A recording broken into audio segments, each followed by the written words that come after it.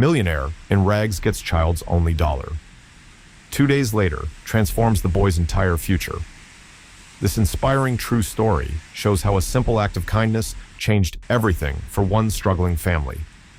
Before we continue, hit that subscribe button and turn on notifications so you never miss our life-changing stories. Now, drop a comment below telling us about the most meaningful dollar you've ever spent. Your story could be featured in our next video. Rain pelted the colorful murals of San Francisco's Mission District, turning the usually vibrant street art into glistening, muted tapestries. Marco Rivera pulled his thin jacket tighter, its water-resistant properties long since surrendered to time and wear. The afternoon air carried the sweet scent of pan dulce from Panaderia Torres, mingling with the earthy fragrance of flowers being packed away at the end of market day. Marco moved with purpose, his worn backpack bouncing lightly against his shoulder blades as he navigated between closing vendor stalls. His eyes, perceptive beyond his 12 years, scanned the ground and tables for his treasures, discarded flowers deemed too imperfect for sale. "Oye, chico, Marco," called Senor Vargas, waving from his stall. "I have some lilies for you today. The petals bruised during transport." Marco's face brightened as he jogged over, his hand-sewn collection bag already open. "Gracias, Senor Vargas." "How's your abuela?" the older man asked, carefully placing the rejected lilies in Marco's bag. "Working hard," Marco replied, examining the flowers with practiced eyes. "These just need a little care. They're still beautiful." Not all vendors were as generous as Senor Vargas. As Marco approached another stall, the owner shooed him away before he could speak. "No handouts today. Move along."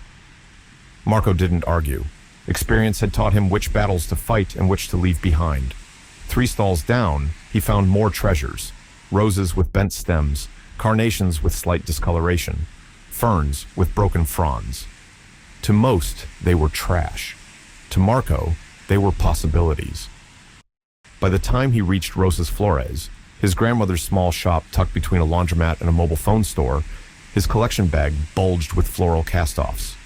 The shop's bell tinkled as he pushed open the door, announcing his arrival. "Marco, mijo," Abuela Rosa called from behind the counter. "How was school?" Rosa Rivera stood barely 5 feet tall, but her presence filled the modest shop. At 68, arthritis gnarled her fingers, yet they still moved with remarkable precision among the flowers. Her salt and pepper hair was pulled back in a practical bun, and reading glasses hung from a beaded chain around her neck.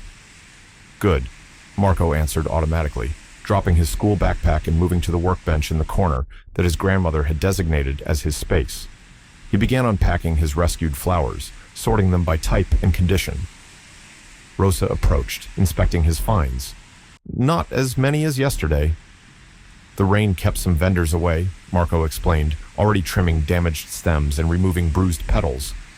"But look at these lilies from Senor Vargas. They're perfect for the small arrangements." While his grandmother returned to a traditional bouquet for tomorrow's church delivery, Marco's hands worked swiftly, transforming forgotten flowers into small, creative arrangements. He called them rescue bouquets, compact designs nestled in recycled containers he collected from neighborhood restaurants and cafes. Each sold for just $1, affordable for anyone wanting to bring beauty home. Rosa watched him work from the corner of her eye, pride mixing with worry on her face. When Marco was engrossed in his creations, she slipped into the tiny back office, closing the door halfway. Through the crack, Marco could see her at the ancient desktop computer, frowning at the screen as she checked their monthly finances. The shop bell rang again. Mrs. Long, their regular Tuesday customer, entered shaking raindrops from her umbrella. "Marco, do you have my rescue bouquet ready?" she asked, already reaching for her purse. Marco's face fell. "I'm sorry, Mrs. Leong. I just started working on today's flowers." The elderly woman glanced out at the worsening rain. "I don't think I can wait today, dear. This weather is terrible for my joints. Perhaps next week?" After she left, Marco worked even faster, creating 3 small arrangements. Normally, he could sell at least 5 after school. When his grandmother emerged from the office, her expression told him what he already suspected. The numbers weren't adding up. "Only 3 today?" she asked, looking at his completed rescue bouquets. The good news is they're my best work, Marco said, trying to sound optimistic. The yellow container has those perfect lilies from Senor Vargas. By closing time, Marco had sold only one rescue bouquet to Mr. Patel from the convenience store. $1. That's all they had made from his efforts today. As his grandmother locked up, Marco slipped the single-dollar bill into his pocket, knowing that every bit helped. Abuela, I'll walk through the park on the way home, Marco said. Sometimes people there want flowers. Rosa nodded, understanding his determination. Don't be long, I'll start dinner. They parted ways at the corner, Rosa heading to their small apartment 3 blocks east, Marco cutting through Mission Dolores Park. The rain had diminished to a steady drizzle, but the park was nearly empty, most people having sought shelter indoors. Marco was about to give up when he spotted a solitary figure seated on a bench near the path. A woman sat hunched over a sketchbook, seemingly oblivious to the rain soaking her worn clothes. Something about her intense focus caught Marco's attention, the way her hand moved deliberately across the page, creating something only she could see. As he drew closer, Marco noticed details that didn't quite fit. Her shoes, though mud-splattered, were expensive leather. Her hands, while dirty, showed no signs of the hardness that came from living on the streets. Yet her clothes were ragged, her hair unkempt, beneath a tattered knit cap. Marco hesitated. His mother had always taught him to be careful around strangers, especially in the city. But she had also taught him something else, that kindness matters most when it's difficult to give. Approaching cautiously, Marco cleared his throat. Excuse me. The woman looked up, startled. Her eyes were a striking blue-gray, intelligent, and somehow sad. For a moment she seemed confused, as if returning from some distant place in her mind. I thought you might like this, Marco said, offering his last rescue bouquet, yellow lilies and ferns in a small painted yogurt container. And maybe this could help you get something warm to drink. He extended the dollar bill, his entire earnings for the day. The woman stared at him, then at the flowers, her expression unreadable. Everyone needs beauty and warmth, Marco added softly, the words his mother used to say echoing in his memory. Their eyes met, and something passed between them, a moment of genuine human connection that transcended their circumstances. Slowly, with hands that trembled slightly, the woman accepted both gifts. What's your name? She asked, her voice surprisingly clear and well-educated. Marco Rivera. These flowers are beautiful, Marco. Where did you find them? The rain began falling harder.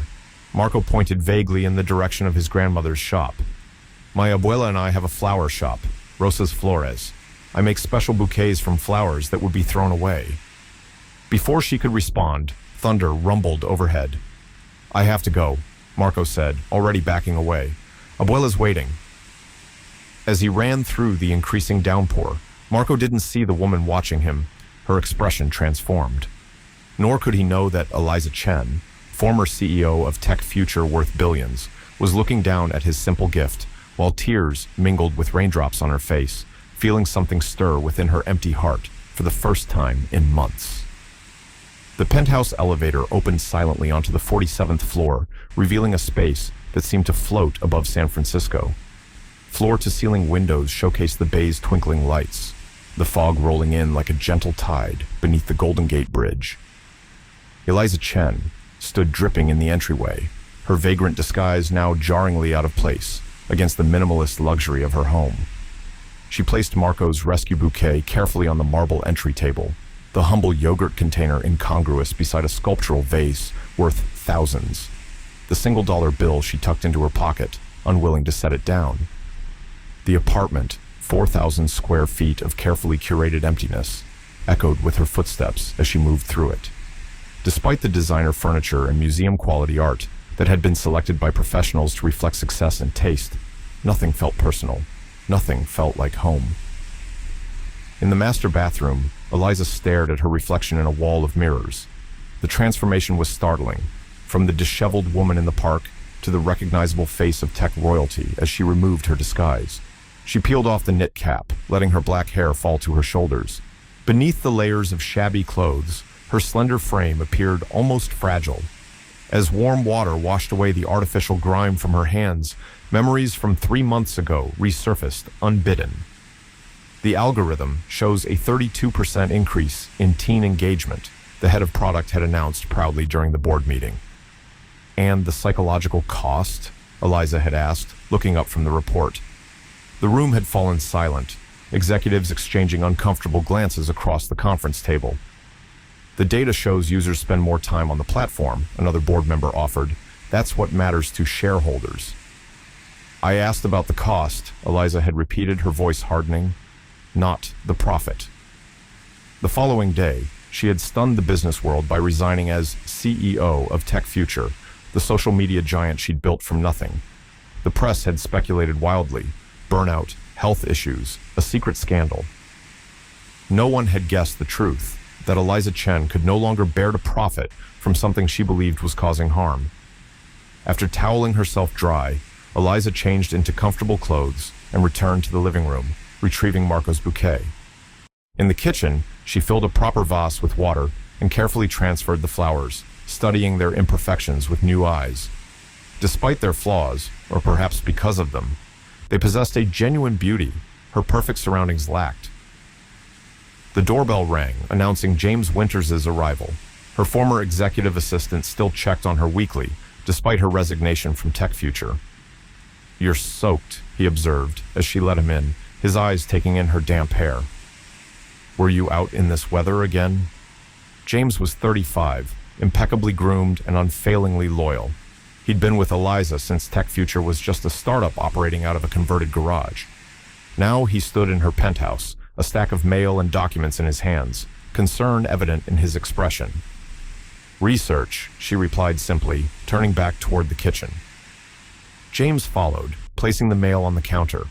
His eyes immediately found the rescue bouquet, the only spot of unplanned color in the apartment. "That's new," he remarked, gesturing to the flowers. Eliza touched one of the lily petals gently. "A gift. From a child. He thought I was homeless." James paused, studying her with increased concern. "Eliza, these excursions of yours, I understand you needed a break after everything, but they're not excursions, James. They're research." Eliza moved to the wall of windows, gazing out at the city spread below. 2 months of sitting in parks, riding public transportation, observing people when they don't know who I am. I've learned more about human behavior than 10 years of data analytics ever taught me. "And what have you learned?" he asked quietly. "That we built something that pulls people apart instead of bringing them together. That most people are too busy staring at screens to notice each other. That kindness is rare enough to be shocking." She turned to face him. "Today, a boy gave me his only dollar." James raised an eyebrow. "And that surprised you? Children can be kind." "He didn't just give me money. He gave me flowers he'd rescued from being thrown away. Created something beautiful from what others discarded." Her voice grew animated, in a way James hadn't heard since before her resignation. He saw value where others saw waste. Moving to her desk, Eliza pulled out her sketchbook, turning to the drawing she'd started in the park. An incomplete portrait of Marco's face as he'd offered his gifts, his expression earnest and unguarded. "His name is Marco Rivera. His grandmother owns a flower shop in the Mission District." James watched her carefully. "I can have someone look into them if you'd like." For the first time that evening, Eliza smiled, a genuine expression that transformed her face. "I already did. Rosas Flores. Small business, struggling financially. The grandmother raised Marco after his parents were deported 3 years ago.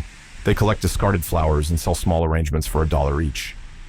James noticed the single-dollar bill now sitting beside her sketch. "I take it you found your next project." Eliza didn't answer directly. Instead, she asked, "When I left Tech Future, what was it you said to me?" "That you needed to find something that would rebuild what the company took from you," James replied softly. "I think I might have found it." After James left, Eliza spent hours researching the Mission District's economic challenges, the impact of deportations on families, and the flower industry's waste problem.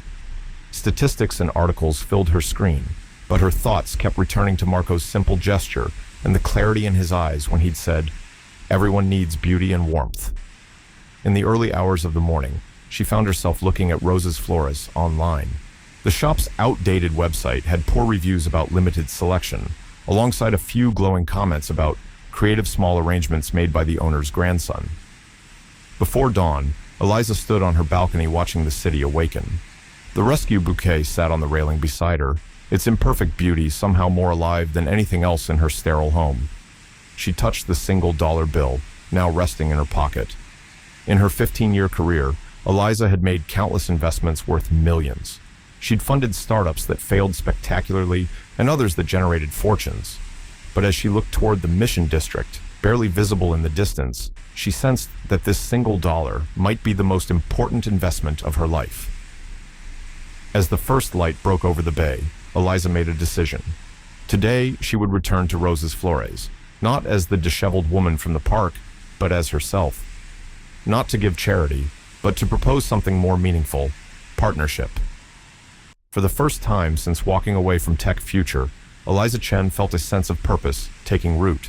A purpose born not from data or market analysis, but from a child's simple act of seeing value in what others had discarded. Rosa's Flores sat wedged between businesses that had seen better days. Its faded awning hung slightly crooked, and water stains mottled the ceiling tiles inside. Yet the shop possessed a certain dignity, like an elderly woman who insists on wearing her pearls, despite diminished circumstances. The afternoon sun filtered through condensation-clouded refrigeration units, casting dappled light across traditional arrangements favoring carnations, roses, and baby's breath. Religious imagery adorned the walls: La Virgen de Guadalupe watching over the cash register, San Francisco de Asís blessing the workbench. Family photos clustered near the small office door, including one of Marco as a toddler, held between two smiling adults, his parents. Marco worked in his designated corner, humming softly as he trimmed rescued flowers from that morning's market run. School had been particularly challenging, a math test he wasn't confident about, and lunch periods spent alone while his former friends played soccer without him.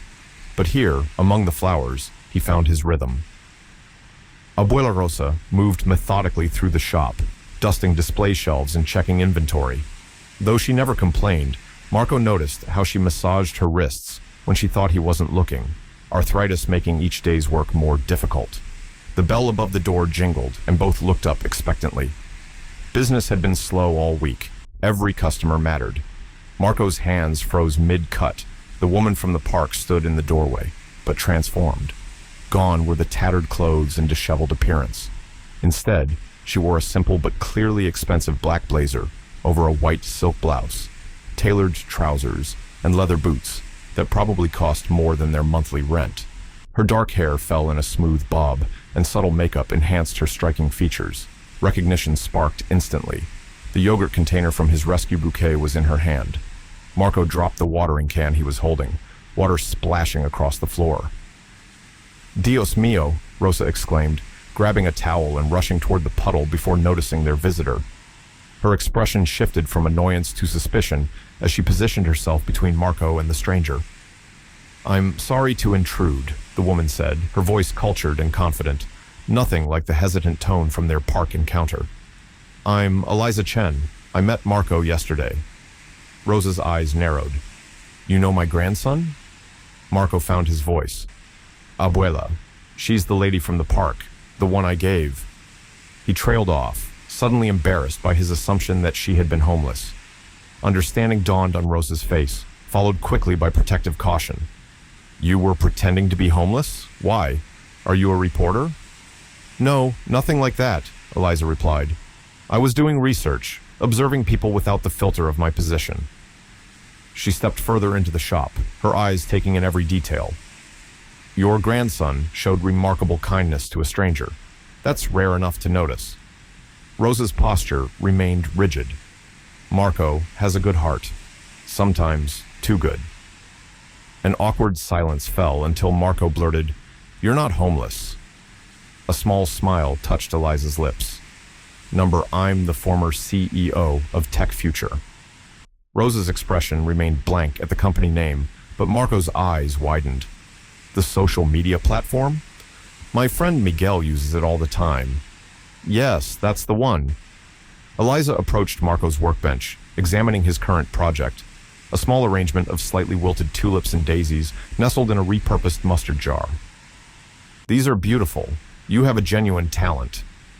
Pride warmed Marco's face. "They're just leftovers nobody wanted.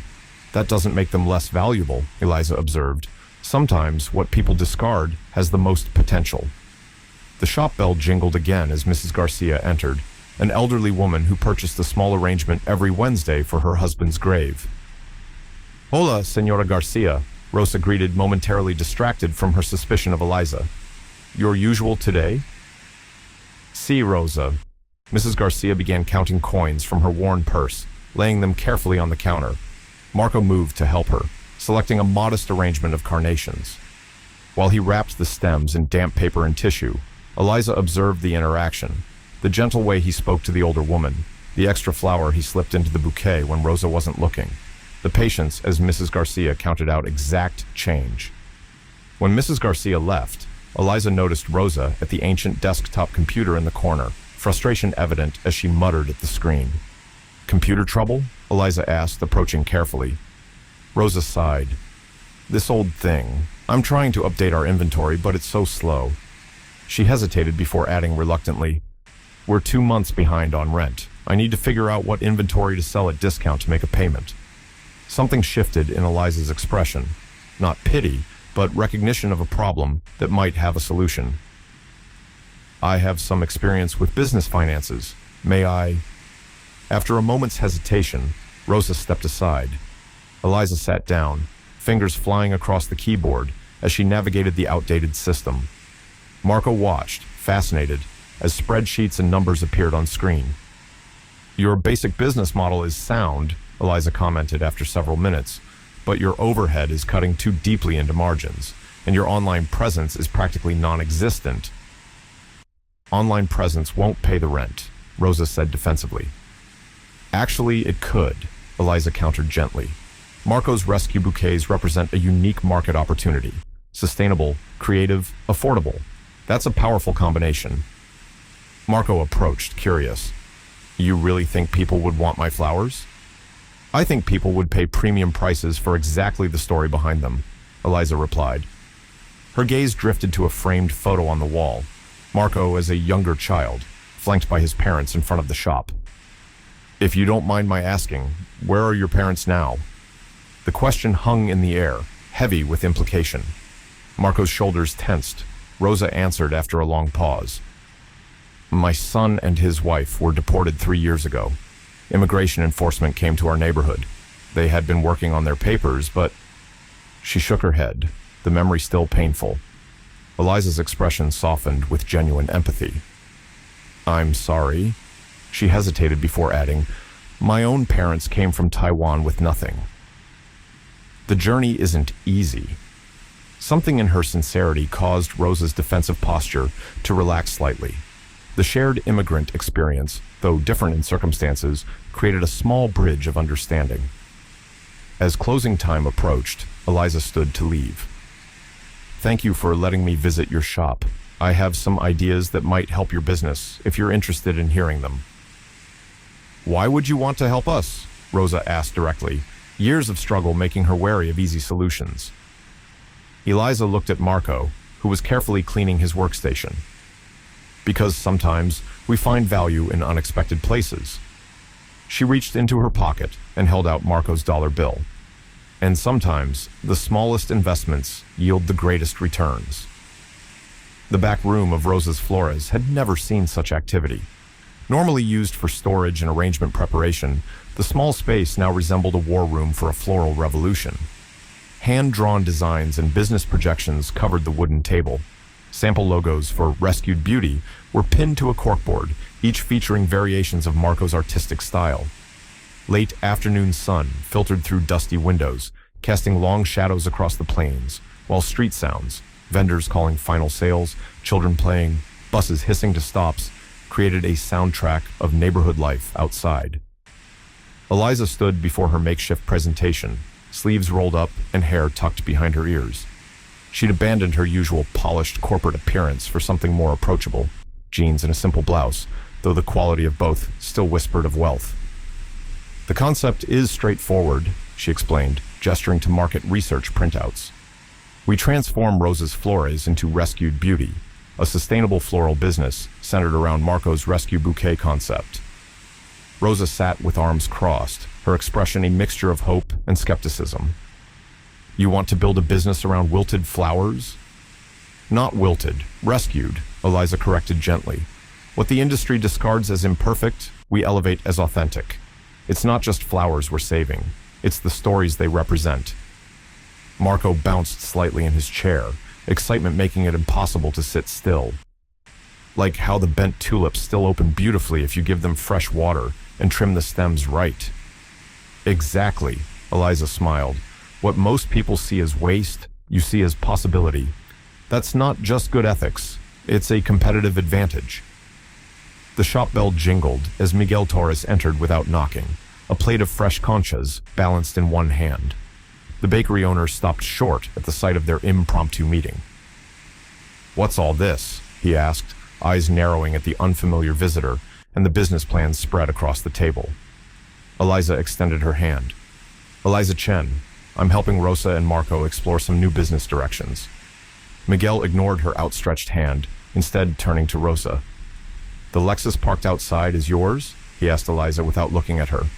"People like you only come to neighborhoods like ours when there's something to take." "Miguel!" Rosa chided, though her own initial suspicions had been similar. Marco jumped to Eliza's defense. "She's not taking anything. She's helping us make the shop better with my rescue bouquets." Miguel set down the pastries, unconvinced. "I've seen how help from outsiders works. First comes investment, then comes displacement." The tension thickened as three elderly neighbors, attracted by the unusual car and activity, peered through the shop windows before entering. Soon the small back room held an impromptu neighborhood council, each person eyeing Eliza with varying degrees of suspicion. Eliza didn't retreat from their scrutiny. Instead, she adapted her presentation, addressing the community's concerns directly. "Your skepticism is valid," she acknowledged. "Too often, investment comes at the cost of character and community. But what if we could create a model that does the opposite? A business that celebrates this neighborhood's values rather than erasing them?" She turned to a page of financial projections. "Rosa's Flores stays owned by the Rivera family. I provide capital and business expertise, but profits remain here. As we grow, we hire locally." "And what do you get from this arrangement?" Miguel challenged. The question hung in the air as everyone awaited her answer. Even Marco looked up, curious about her true motivations. Eliza paused, considering how to explain what she herself was still understanding. "For 15 years, I built a company that became tremendously successful by conventional metrics. Stock price, user growth, market dominance. All the things business schools teach you to value." She picked up one of Marco's rescue bouquets from the table. "But I discovered that success without purpose is just empty achievement. When Marco gave me his last dollar and these flowers, it wasn't a transaction. It was genuine connection, something I'd forgotten existed." The room fell silent, her vulnerability cutting through skepticism more effectively than any business argument could have. Rosa finally broke the silence. "So this is what? Therapy for a rich woman's midlife crisis?" Instead of taking offense, Eliza laughed, a genuine sound that surprised even her. "Maybe partly, but it's also a chance to build something meaningful rather than just profitable. A business that measures success by more than its balance sheet." Miguel crossed his arms, still doubtful. "Pretty words, but neighborhoods like ours have heard promises before." "Then don't take my word for it," Eliza responded, changing tactics. "Let me prove it. 1 month. We renovate the shop, launch the new concept, test the market. If it works, we continue. If not, I cover all costs, and Rosa's Flores returns exactly as it was." The community elders exchanged glances, their lifetime of experience weighing the proposal. Marco saw his opening. "I could teach other kids my techniques," he suggested eagerly, "like a rescue flower team. And Miguel, we could put small arrangements in your bakery display. The colors would look beautiful with your pastries." The baker's stern expression softened slightly at Marco's enthusiasm. "The boy has vision," he admitted grudgingly. Rosa, who had remained quiet during much of the exchange, finally spoke. If we do this, and I say if, what happens to our traditional customers? The quinceañera arrangements, the funeral flowers. Not everything can be made from discards. We don't abandon tradition, Eliza assured her. We build on it. Your expertise becomes even more valuable because you'll be teaching sustainable methods alongside traditional techniques. As the discussion continued, the mood gradually shifted. Miguel offered marketing space in his bakery window. One of the elders suggested using her grandson's social media skills to promote the concept. Another offered to introduce Eliza to the parish priest, whose blessing would matter to many potential customers. As evening approached, the group dispersed, leaving Rosa, Marco, and Eliza alone in the shop. The proposals and plans lay between them like seeds, waiting to be planted or discarded. 1 month, Rosa finally said, extending her hand to Eliza. We try for 1 month, but this remains our shop, our neighborhood. Eliza clasped the older woman's hand. Agreed. Marco placed his smaller hand atop theirs, his face alight with possibility. We're going to make something amazing, he declared with absolute certainty. As their hands separated, none of them could have predicted how quickly their experiment would take root, or the challenges that would soon test their unusual partnership. Rosa's Flores hummed with unprecedented activity. Ladders leaned against newly painted walls in vibrant colors that Marco had selected. Sunset orange transitioning to deep teal, reflecting the hues of his most popular rescue bouquets. Workers carefully installed a new sign above the entrance, Rescued Beauty in elegant script, with At Rosa's Flores in smaller letters beneath. Inside, the shop remained partially open, creating an atmosphere of creative chaos. The old refrigeration units had been replaced with energy-efficient models, their glass gleaming. A young woman with a camera documented the transformation, occasionally directing Marco and Rosa to interact naturally for social media content. Can you explain again how you create these arrangements? The social media manager prompted Marco, who was teaching a group of neighborhood children gathered around his workbench.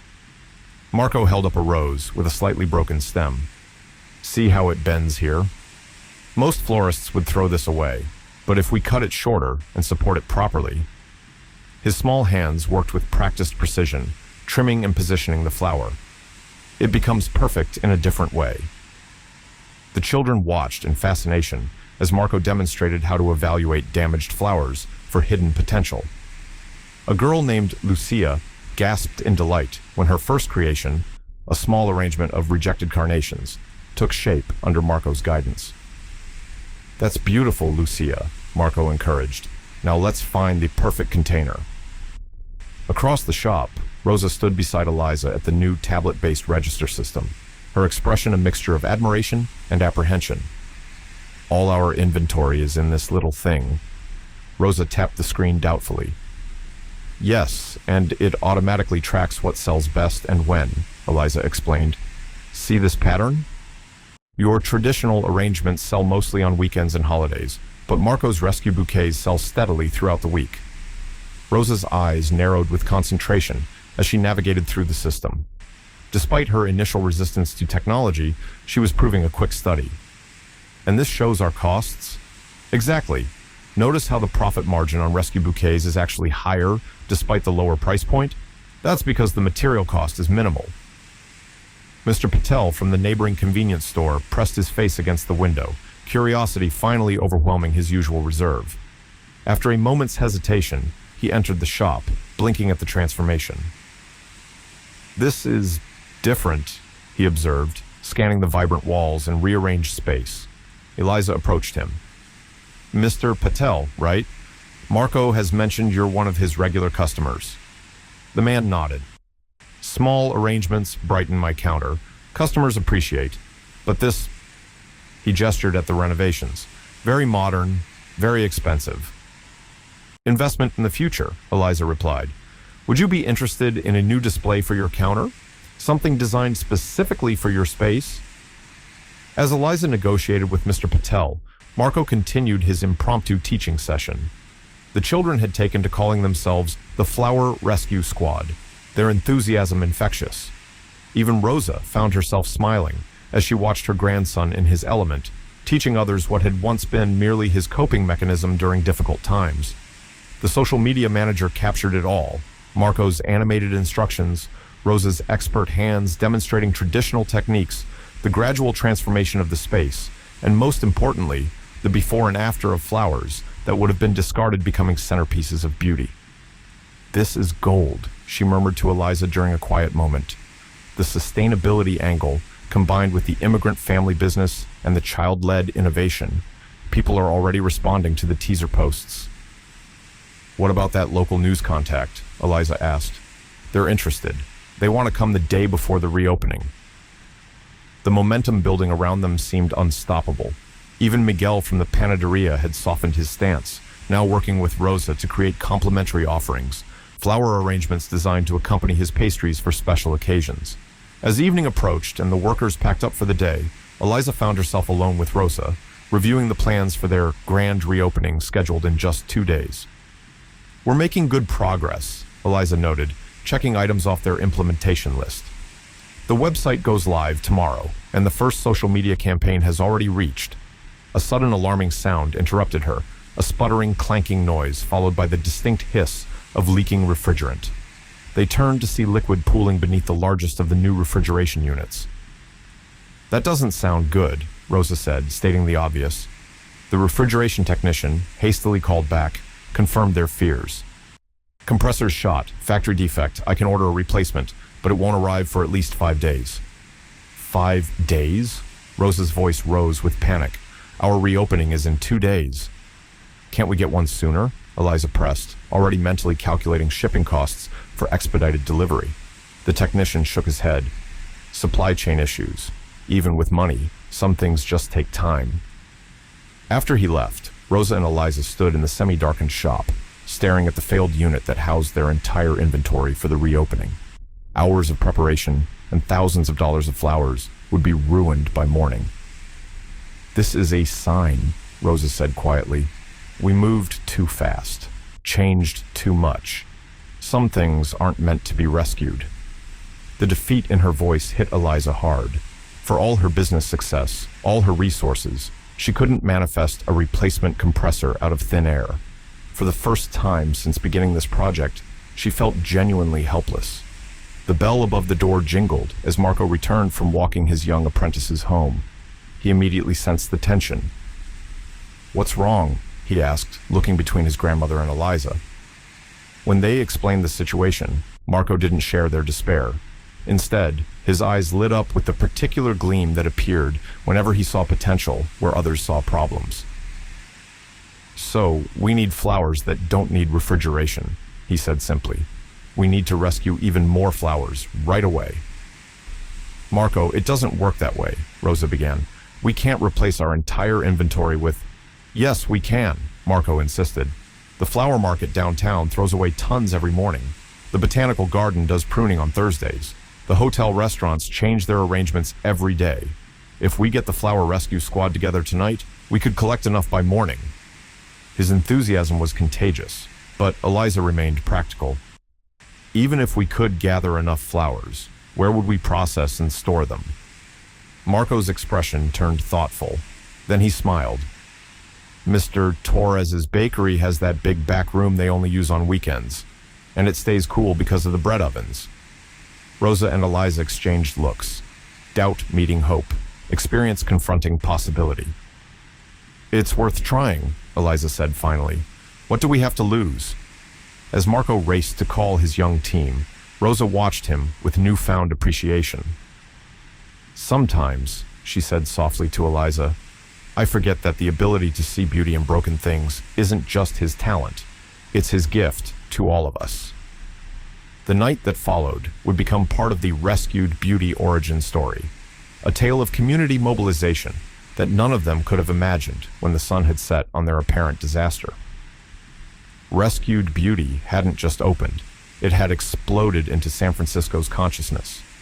The shop buzzed with an eclectic mix of customers. Neighborhood locals chatted with social media influencers, capturing perfect shots of sustainable arrangements, while sustainability advocates discussed sourcing methods with curious tourists who had read about the shop online.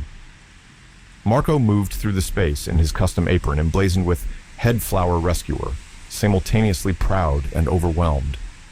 In just 3 weeks, his rescue bouquets had transformed from a $1 passion project to the centerpiece of a revolution in floral design. A large monitor mounted on the wall displayed their growing online presence. Over 15,000 followers already, with videos of Marco's rescue techniques being shared across multiple platforms. The back room, once a simple workspace, now hosted workshops where neighborhood youth learned the art of seeing beauty in imperfection. "Marco, can you show me that technique again?" asked a girl whose family had recently moved to the neighborhood. "The one where you revive the droopy gerbera daisies?" Before Marco could answer, Rosa called from the front. "Marco, someone here to see you." Victoria Reyes stood near the counter, her designer sunglasses perched atop her head. As one of the city's most influential lifestyle bloggers, her endorsement could catapult a business into the stratosphere, or her criticism could sink it just as quickly. "You must be the famous Marco," Victoria said, extending a manicured hand. "Your flower rescue videos are absolutely charming." Marco shook her hand politely, trying not to appear intimidated. "Thank you, Ms. Reyes."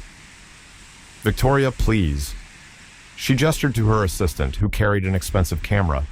"I'd love to feature your arrangements in my summer living series. Exclusive designs, of course." Eliza, who had been observing the interaction from nearby while on a business call, ended her conversation and approached. "Victoria, what a pleasant surprise." "Eliza Chen." Victoria smiled, though it didn't quite reach her eyes. "The rumors are true then. Tech's loss is apparently the flower world's gain." As they spoke, a sullen teenage boy slouched through the door. Daniel Ortiz, 16 and radiating reluctance, had been sent by his school counselor as part of a community service program for troubled teens. His hoodie was pulled low, but couldn't hide his scowl. "You must be Daniel," Rosa greeted him warmly. "We're expecting you. Marco will show you around." Marco excused himself from Victoria's glamorous orbit to welcome the newcomer, recognizing something familiar in Daniel's defensive posture, the same wariness he'd felt when his parents first disappeared from his life. Meanwhile, two men in crisp business suits examined the shop with calculating eyes, occasionally making notes on tablets. They had introduced themselves earlier as representatives from Bloom Nation, a national chain interested in the rescue bouquet concept. "The scalability is what interests us," one was saying to Eliza. "This could be franchised across all major urban centers, with centralized training and consistent branding." Rosa, overhearing this while arranging flowers, frowned slightly. The shop's sudden success brought opportunities, but also pressures that pulled in different directions. Later that afternoon, the team gathered in the back room to discuss their unexpected abundance of options. Victoria's proposal lay on the table alongside the corporate representative's franchise outline. A local news segment had generated so many orders, they'd had to temporarily close their online shop, and 3 other influencers had requested collaboration arrangements. "We can't keep up with demand," Rosa stated plainly. "We need to decide which opportunities to pursue." "The Bloom Nation offer would solve our capacity issues," Eliza noted. "They have infrastructure in place nationwide." "But would they maintain our values?" Rosa countered. "Would they truly care about rescuing flowers or just profit from the concept?" "Victoria's exclusive arrangement offer pays very well," Eliza continued, "but she wants ownership rights to the rescue bouquet name and concept for her brand." Daniel, who had been sorting flowers in the corner, snorted derisively. "So rich people want to steal your idea. Big surprise." Rather than taking offense, Eliza regarded him thoughtfully. "You're not wrong, Daniel. Success attracts people who want to capitalize on others' creativity." Marco, who had been uncharacteristically quiet, suddenly spoke up. "If we succeed at business but the flowers aren't rescued and people aren't happy, what's the point?" His simple question silenced everyone. Behind its childlike phrasing lay the fundamental challenge they faced: how to grow without losing their soul. Rosa looked at her grandson with newfound respect. "Marco's right. We started this to rescue beauty and create opportunity, not just to make money." Eliza nodded slowly. "I've built a business that scaled efficiently before. It made billions, but ultimately left me feeling empty." She tapped Victoria's contract. "This offers visibility, but surrenders control of our vision. And this," she indicated the franchise proposal, "offers expansion, but might dilute our community impact." Daniel, who had been pretending not to listen, moved closer to the table. Why not just tell them all to get lost? Because growth isn't inherently bad, Eliza explained. It's about growing the right way for the right reasons. Marco suddenly brightened. What if we did both? What if big customers like hotels and companies pay more, and that helps us keep prices low for people in the neighborhood? A tiered pricing model, Eliza translated, professional instincts engaging with Marco's intuitive suggestion. Corporate clients could essentially subsidize our community programs. And we could train more kids from the neighborhood, Marco continued excitedly, like a real flower rescue squad. As they refined this approach, Daniel surprised everyone by offering his first voluntary contribution. You should do street art style tags for the rescue bouquets, he suggested quietly, something that shows they're authentic, not corporate copies. Marco's eyes widened. Do you draw, Daniel? The teen shrugged, trying to appear indifferent, but Marco wasn't fooled. Later, when Daniel thought no one was watching, Marco spotted him sketching in a tattered notebook, intricate botanical designs with an urban edge that perfectly captured their mission. By closing time, they had crafted a response to each opportunity that preserved their integrity while allowing for sustainable growth. Victoria would get a collaboration, but not ownership. The corporate representatives would receive a counter-proposal for a partnership that maintained their autonomy and community focus. Most importantly, they drafted a manifesto for rescued beauty that would hang prominently in the shop, declaring their commitment to environmental sustainability, community development, and creating opportunity for immigrant families. As customers signed a wall pledging support for their mission, Eliza noticed Daniel adding his name with a small, stylized flower beside it, the first indication that beneath his hard exterior, something was beginning to bloom. Look, Rosa whispered, nodding toward Marco, showing Daniel how to properly trim a damaged stem. Another rescue in progress. Sunlight filtered through Venetian blinds in the downtown office of Gabriela Mendez, casting striped shadows across the conference table where documents and case files lay spread out like a complicated puzzle. The immigration lawyer's credentials hung on the walls alongside artwork depicting migrant journeys, visual reminders of both professional achievement and personal mission. Marco sat straight-backed in a chair too large for his frame, trying to project maturity despite the nervousness evident in his fidgeting hands. Rosa beside him clutched a worn folder containing 3 years of correspondence, legal paperwork, and hopes that had repeatedly been dashed. Eliza completed the trio, her business attire and focused expression contrasting with the emotional weight that permeated the room. Let me be direct, Gabriela said, adjusting her reading glasses as she reviewed the file. Cases like your parents are challenging in the current climate. The deportation order was executed without consideration of Marco's situation, which would be approached differently today. Thomas Reed, her junior associate, nodded as he took notes. He was young and earnest, though his initial skepticism about the case had been visible when they arrived. We've tried before, Rosa said softly. 2 other lawyers took our money and accomplished nothing. Those weren't Gabriela, Eliza responded with quiet confidence. She turned to the attorney. What options exist? Cost is not a barrier. Marco watched this exchange, hope and caution battling in his expression. For 3 years, he had lived with his grandmother's love, but his parents' absence, a void that even the success of rescued beauty couldn't fill. There are several potential pathways, Gabriela explained, but none are quick or guaranteed. We could petition for humanitarian parole, argue exceptional hardship for Marco, or... She hesitated. Or, Eliza prompted, we could explore entrepreneurship visas. Your new business venture creates an interesting possibility, especially with its focus on community development and job creation. For the first time, Thomas looked genuinely interested. The E2 Treaty Investor visa might apply if we frame the business expansion correctly. A laptop was opened, and soon Carlos and Lucia Rivera appeared on screen, Marco's parents, connecting from a small apartment in Mexico City.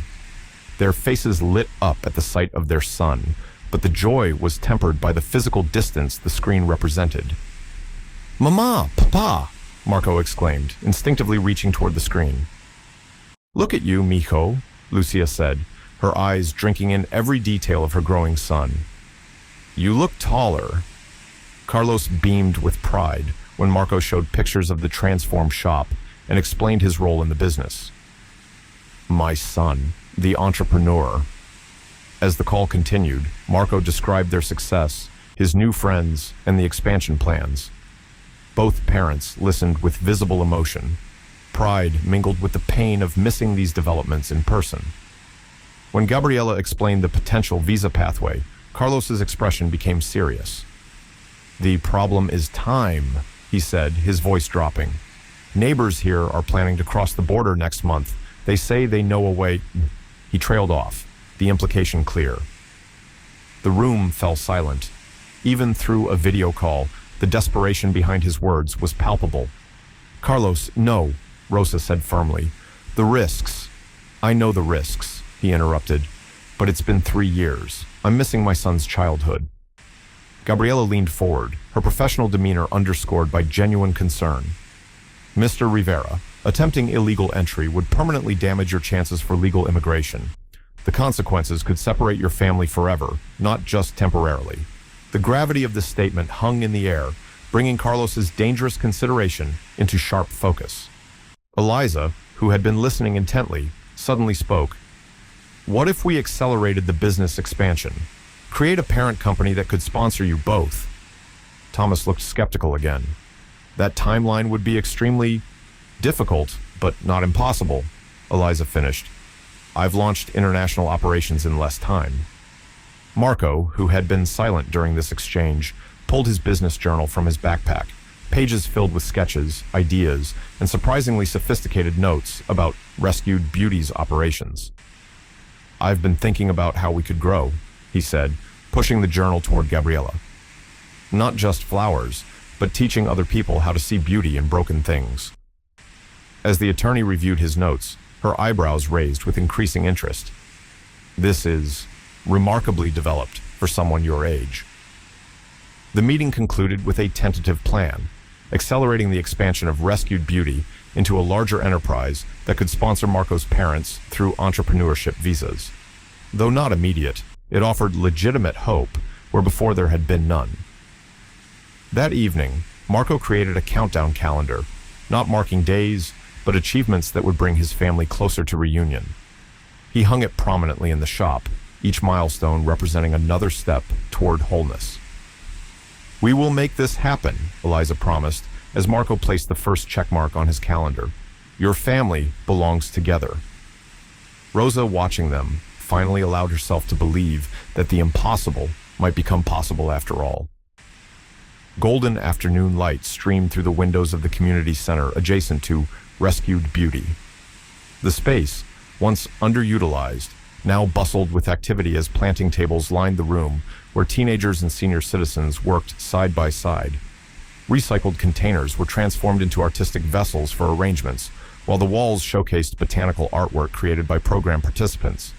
Daniel Ortiz stood in the corner, hoodie still up despite the warm room, carefully sketching in his notebook. 3 weeks into his mandatory community service, his scowl had softened slightly, though he maintained a careful distance from most participants. Marco moved among the tables with natural ease, offering guidance and encouragement despite being younger than many of the teen participants. "Mrs. Zhang, your arrangement is beautiful. Daniel, could you help her with the taller stems?" Mrs. Zhang, an 82-year-old Chinese immigrant with arthritic hands but impeccable taste, smiled at Daniel. "Young man has artist eyes," she observed, as Daniel reluctantly approached. "My husband same way. See beauty others miss." Daniel said nothing, but carefully positioned the flowers Mrs. Zhang indicated. His hands, Marco had noticed, moved with unexpected gentleness when working with plants or drawing. At the far end of the room, Officer Rivera observed the workshop with professional interest. Initially skeptical about Daniel's involvement, he'd been assigned to monitor the program as part of community policing efforts. "Remarkable transformation," the local school principal commented, watching teens who were chronically truant from class now fully engaged in the workshop. Especially that Ortiz boy. His teachers have noticed changes. What no one but Marco had discovered was the extraordinary talent hidden in Daniel's tattered sketchbook, botanical illustrations that blended street art aesthetic with scientific precision. Dragons curled through realistic flower stems, Urban landscapes grew from seed pods. Vibrant blooms emerged from concrete cracks. During a break, Marco approached Daniel. "Those drawings you did yesterday, they're amazing. Have you shown them to anyone else?" Daniel shrugged, but pride flickered briefly across his face. "Just stuff I mess around with."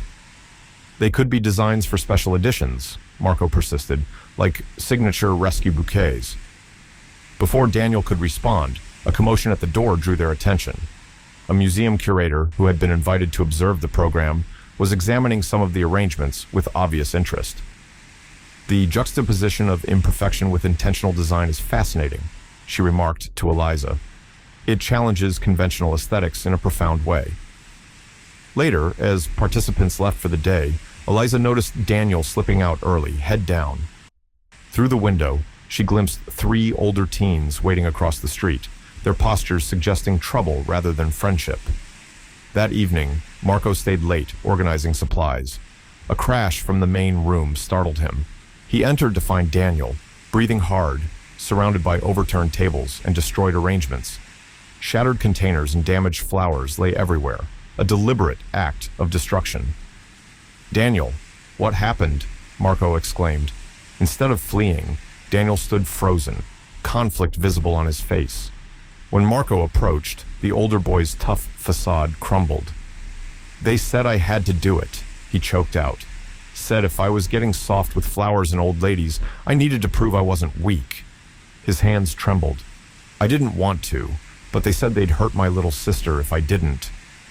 Marco stared at the destruction, then at Daniel's anguished expression. In a decision that would later be recognized as the turning point, he didn't call for help or report the vandalism.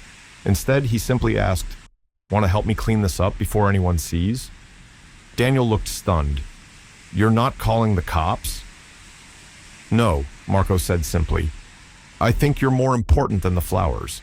We can always rescue more flowers." That moment of unexpected compassion broke something loose in Daniel.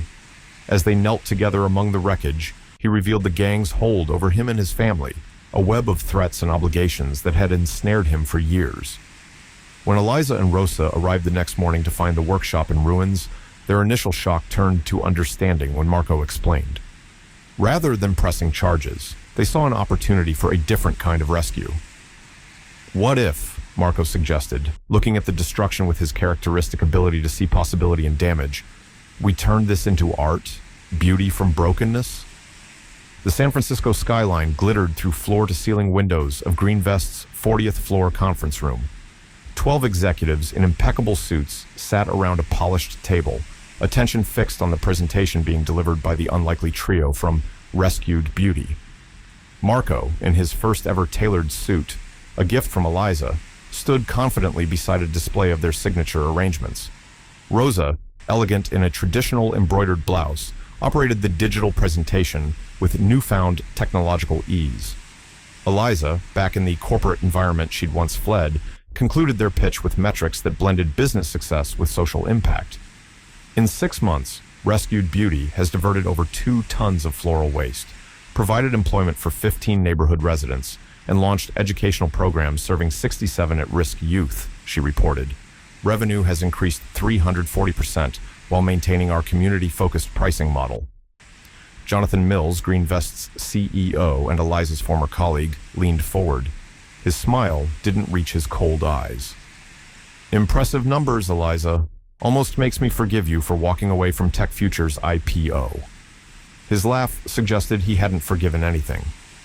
"But I'm curious. Why come to us now? You hardly need capital." "Strategic partnership," Eliza replied smoothly. "Your sustainability portfolio lacks authentic community-based models. We offer what your ESG reports claim, but rarely demonstrate." The presentation concluded to polite applause. As the investment committee asked technical questions, Marco noticed how they addressed only Eliza, dismissing his contributions despite his integral role in the business model. "The boy's story makes charming marketing," one executive remarked, "but scaling nationally requires adult leadership." Marco's jaw tightened, but he maintained his composure, remembering Eliza's coaching. Sometimes being underestimated is an advantage. Back at their headquarters, a renovated warehouse now housing their expanded operations, the team discussed Greenvest's proposal with their growing staff. The warehouse hummed with activity. The original flower shop, workshop spaces for youth programs, and a newly launched immigrant entrepreneur incubator. Their offer is substantial, Eliza acknowledged. $10 million for 40% ownership, with resources to open in 20 cities next year. But with significant control provisions, Rosa countered, reviewing the contract. They could overrule our community pricing model if profit margins drop below their targets. Daniel, now their lead design apprentice, snorted. Corporations always destroy what makes things special. They'll turn this into another soulless chain. The debate continued until Marco's phone chimed with a video call. His parents appeared on screen, sitting beside Gabriela Mendez in her office. "We have news," the attorney announced. "Your parents' visa applications have cleared the first major hurdle. The business sponsorship pathway is working, but..." She hesitated. "We need to demonstrate sustainable business expansion to proceed to the next phase." The timing created a perfect storm of pressure. Greenvest's offer could accelerate the family reunification Marco had dreamed of for 3 years, yet accepting their terms might compromise everything Rescued Beauty stood for. As all eyes turned to Marco, the weight of the decision visible on his young shoulders, his response surprised everyone. "We can't compromise who we are, even for something I want so badly," he said quietly. "My parents wouldn't want to return to a business that lost its soul to bring them home." The room fell silent, his wisdom beyond his years touching everyone present. Eliza studied Marco's face, seeing in his expression the same integrity that had moved her that rainy day in the park. She turned to her laptop, opened a new document, and began typing.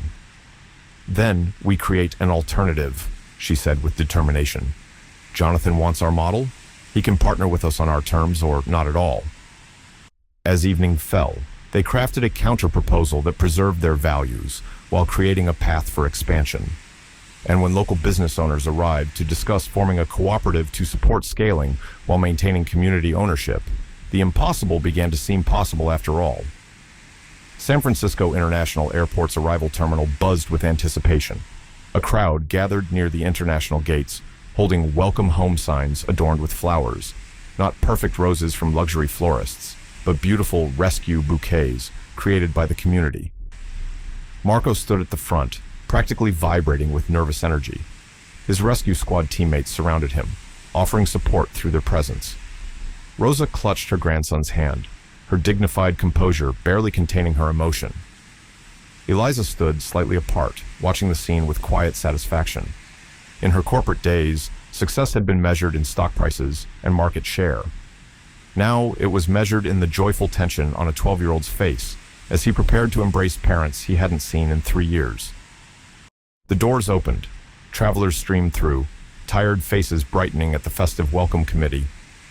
Then, suddenly, there they were, Carlos and Lucia Rivera, looking both exhausted and exhilarated as they scanned the crowd. "Mama! Papa!" Marco's shout cut through the airport noise. What followed was a blur of embraces, tears, and laughter as a family fractured by borders finally became whole. Cameras flashed, the reunion capturing media attention as a human face on both immigration challenges and the power of community-driven solutions. Later that day, the Mission Bloom Market celebrated its grand opening in what had once been an abandoned lot near Rosa's original shop. Garden beds overflowed with flowers and vegetables.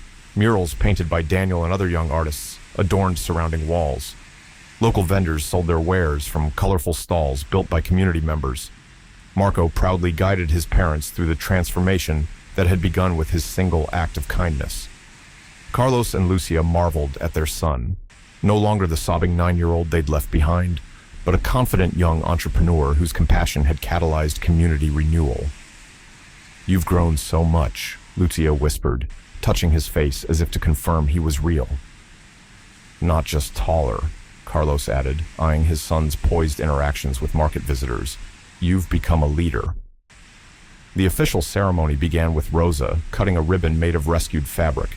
City officials praised the initiative's impact on urban renewal and sustainability. Various program participants shared testimonials about changed trajectories. When Eliza took the microphone, her announcement stunned everyone.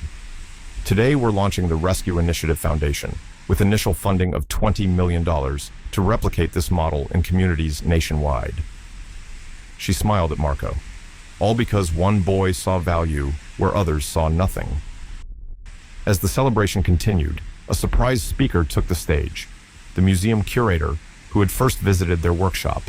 She announced that Daniel's Beauty from Brokenness series had been acquired by a major collection, establishing him as an emerging artist. Daniel, uncomfortable with attention but standing taller than he once had, simply said, "None of this would have happened without Marco. He taught me that broken things aren't worthless. Sometimes they're just waiting for someone to see their potential." As sunset bathed the celebration in golden light, Eliza found Marco sitting quietly away from the crowd, watching his parents chat animatedly with community members. She sat beside him, sharing a moment of peaceful reflection. Marco pulled out a pressed flower from his pocket, a single lily, preserved from the original bouquet he'd given her that rainy day in the park. "Sometimes the things people throw away turn out to be the most valuable," he said with simple wisdom.